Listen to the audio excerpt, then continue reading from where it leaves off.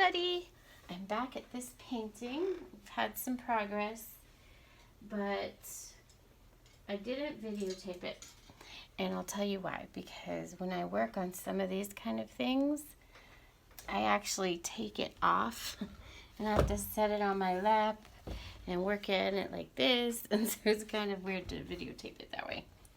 So some of it I probably won't be videotaping that way, but I wanted to come back and show you what I did. I've added some aging to this stonework, and that's adding a feel of moss growing on it. Also, I add a little detail on the tea, so it's a little fancier tea. So I thought I would show you the moss stuff because it's very similar to the way I was aging it before, but it's really fun to watch it happen.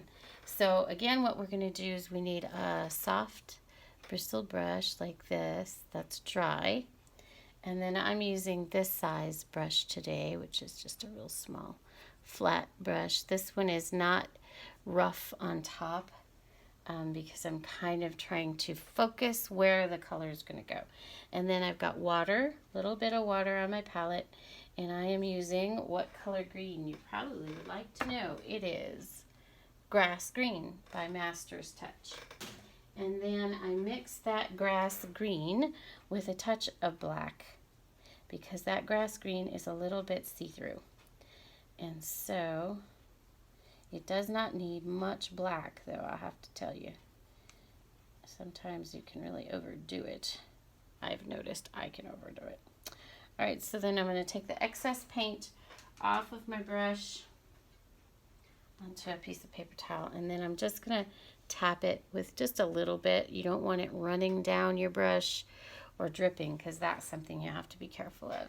So we're going to move this over here like this, and if you can see this, what I'm doing is I'm just tapping. See if I can move the camera just a touch closer for you. Oh, there we go. Sorry about that. See where I'm working right here. So I've already done up here. So I'm taking this green and just tapping it. And this green will go over the mortar marks that I've already done, you know, where I did those white lines. So moss doesn't avoid the mortar, it grows over everything. So, and you want it to be real watered down so that you can still see the mortar through it. So you don't want to be too dark. And in this case, I'm just kind of, I don't really have a pattern, I'm just kind of sticking it all over it.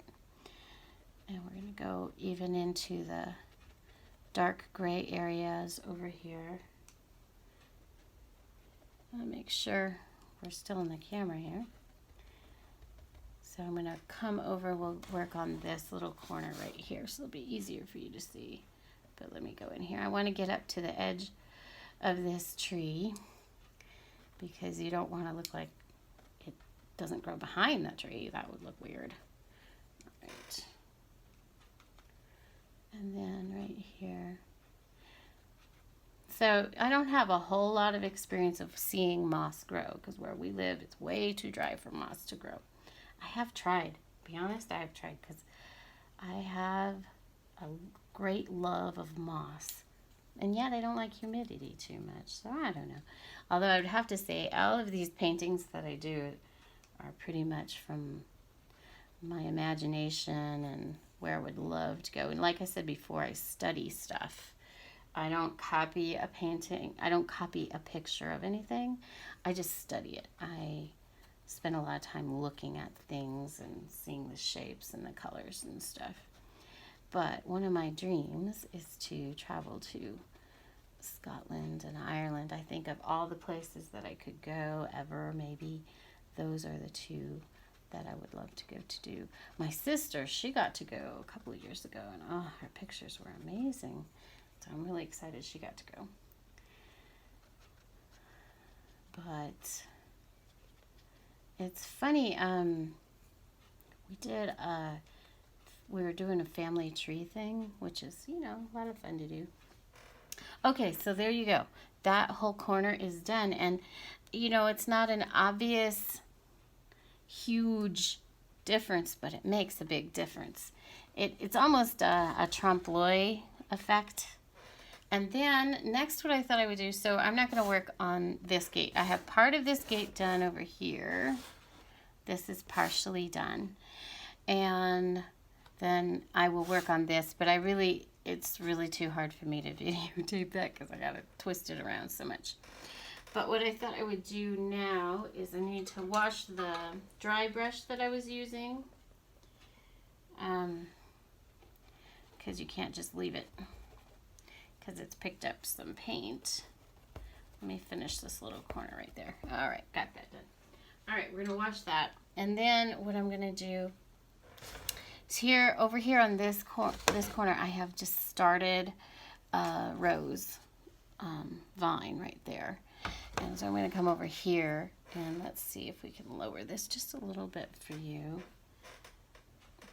Actually, we'll just work up high so you can see what I'm doing. Anyway, what I'm doing is I am, again, grabbing a little piece of black and a whole bunch of that green, the grass green that I have, and I'm going to blend it up because it is too see-through of a green to be effective. And then, of course, you don't want too much black. So I start with a very light vine. I want this vine to go around both sides, and also it's a painting, so I can control where this vine grows, and I want this T to be seen. I might mess it up just a little bit as far as naturally it would be covered. It wouldn't be like something that a vine would avoid unless you're grooming the area. So again, I'm thinking about, okay, it's, is it really old or does someone actually take care of the place? But I like the idea of this is a really old place that we found and we're going to be working on it. That's kind of my idea, backstory on it. And it's funny when you do a painting, it's good to have a backstory. Oh, I was starting to tell you about our family tree stuff. It was fun. But before I do that, I'm just going to tell you about how I'm doing this little leaf. Okay, so I'm still using this little tiny brush, and I'm grabbing that color together. And then I'm just pressing down on the edge and then pulling up and putting a little extra pressure so it kind of gives it like a dip. And you probably can't see it right now. It's just not enough light for you. So, but you can see where it's starting to form a shape. So I'm just going to keep on bringing these things around. So I want it to come in front of the gate here. So I'm just going to pull it over there. I'm not going to do much with it until I get the gate finished, and then I'll bring that on top of the gate a little bit.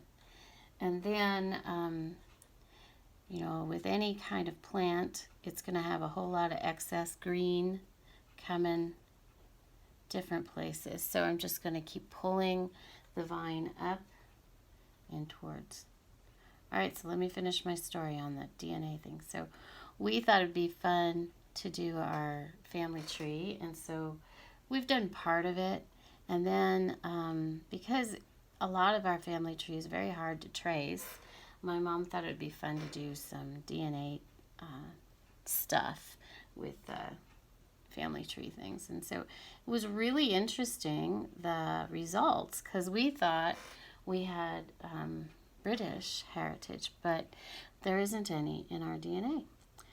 What did come up was Scottish and Irish, and then a whole lot of other things I won't go into for you because that gets boring. But I think it's really cool because I love the idea of having DNA from a lot of different places, because I am, in my heart, a traveling girl.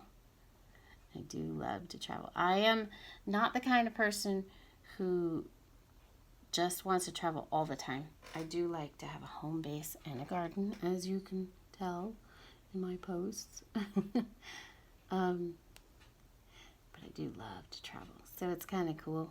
And I love so many different things, different places. I love seeing that, seeing how people live differently and their joys and their fun. So anyway, that was kind of cool. But it was interesting that my son, when we did his DNA, he had British, plus all that other stuff that we have. But that's because his dad has some British background. But it's not that we care all that much. It's just that it was interesting when you think you think one thing, but you find out that it's not actually true. It's really interesting when you try to trace your history, your ancestors' history, you know, that sometimes you don't have a clear picture of it. See there, I just did something I'm not happy with. So I ran over a vine with this vine. Oh well, that's okay. I can fix that up.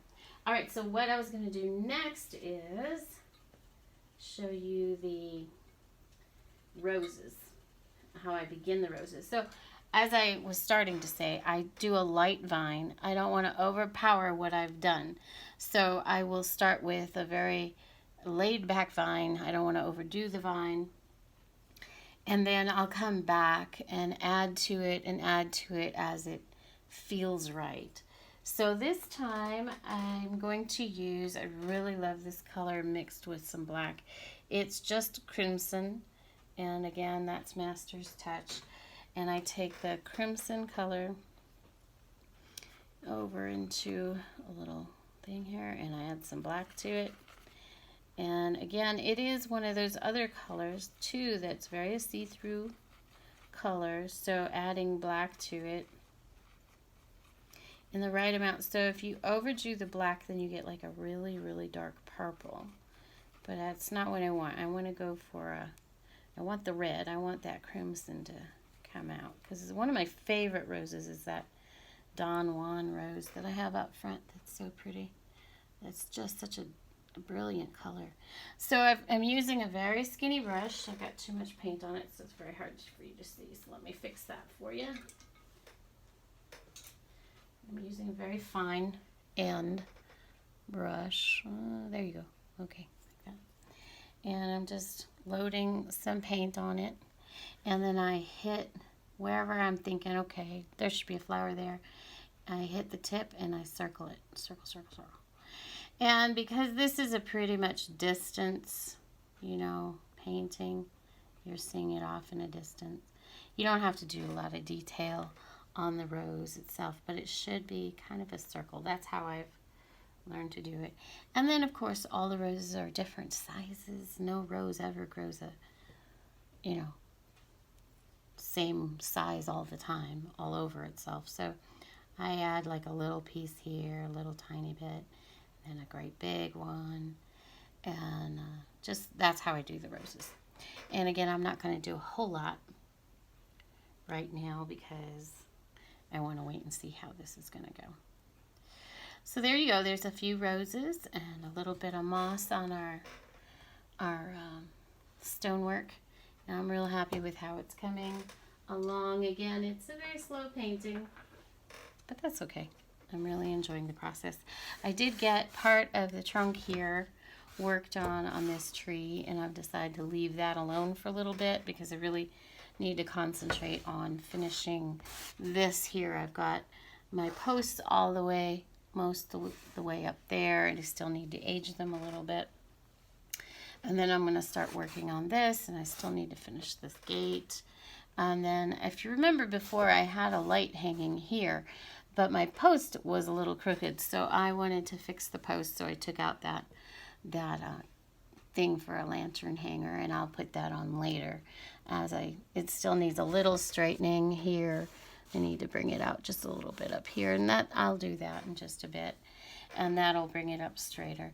I'm not a perfectionist as far as that goes, because I know just for me, I'm not very good at straight things. I like things curvy and curled and off center. So I don't really focus on it too much, but you do need a little bit of straightness when you're doing this. So anyhow, I hope you enjoyed that, and I will be back with more on another day. Have a great day, guys. Bye.